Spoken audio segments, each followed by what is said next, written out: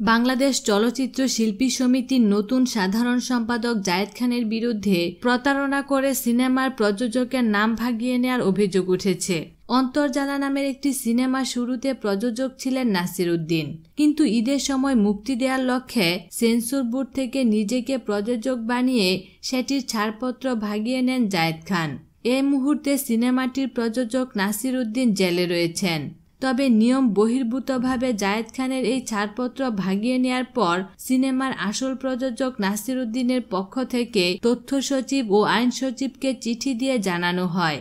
ফলে অন্তর্জালা সিনেমাটির ছাড়পত্র স্থগিত করেছে সেন্সর বোর্ড। এ বিষয়ে সেন্সর বোর্ডের সদস্য শাবান মাহমুদ সংবাদ মাধ্যমকে বলেন, বিষয়টি নিয়ে আমরা সেন্সর বোর্ড অবগত আছি। এখন পর্যন্ত যে ছাড়পত্রটি দেওয়া হয়েছে সেটি স্থগিত করা হয়েছে। তদন্তও শুরু হয়েছে। যদি কেউ তথ্য গোপন করে সিনেমাটির ছাড়পত্র নিয়ে থাকে তবে তার বিরুদ্ধে কঠিন ব্যবস্থা নেওয়া হবে।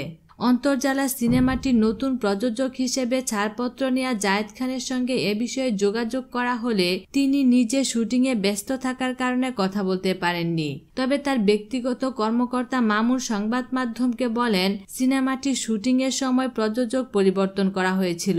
তবে শিল্পী সমিতির নির্বাচনের কারণে জায়েদ খান তা সামনে আনেননি। এ বিষয়ে তাদের কাছে যথেষ্ট প্রমাণাদি রয়েছে বলেও দাবি করেন মামুন। বিনোদন জগতে নিত্য নতুন খবরাখবর জানতে আমাদের চ্যানেলটিতে সাবস্ক্রাইব করার জন্য আপনাকে আন্তরিক ধন্যবাদ।